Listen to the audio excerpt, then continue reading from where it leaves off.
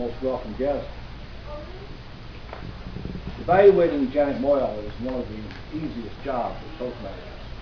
For the benefit of you visitors, she is a longtime Toastmaster and has won probably, I don't know how many blue ribbons she's won, but you can probably wallpaper a wall or two with them, I would say, and of course she beats herself with the humble stick as well. But Janet, once again, an excellent speech. She was speaking tonight from the evaluation guide for the persuasive approach.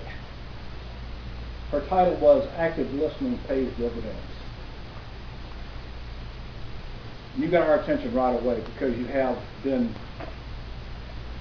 I mean, we've all been sweating a connecting flight.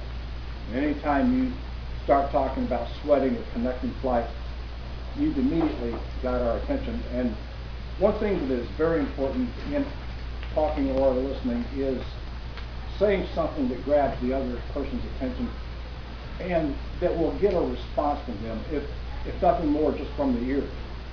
And you certainly got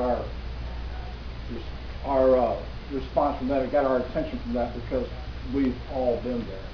And then you brought up two people to help you with your speech, and that again was very effective in getting our attention. And you gave a very good illustration with Rob, Call, and Joan with regard to how it should not be done and how it should be done. That was very, very good. Active listening. I like that title because we think of listening as passive, and yet you really have brought to the forefront of our minds that perhaps that listening should be maybe a little more active.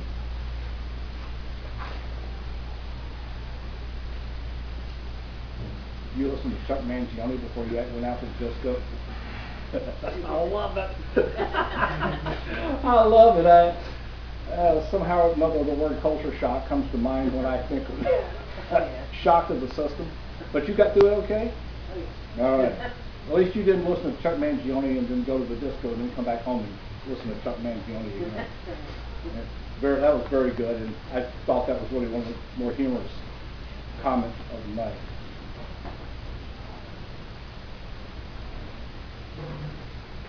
Excellent.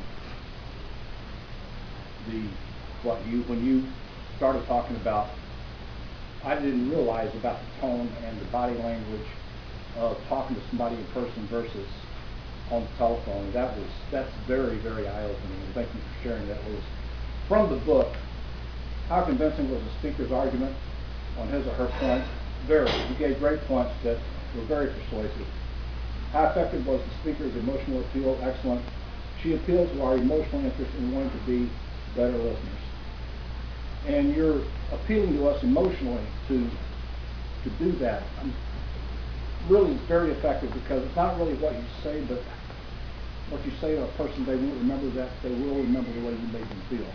And you made me feel, I know, that I need to be a better listener, perhaps take a more active role in listening.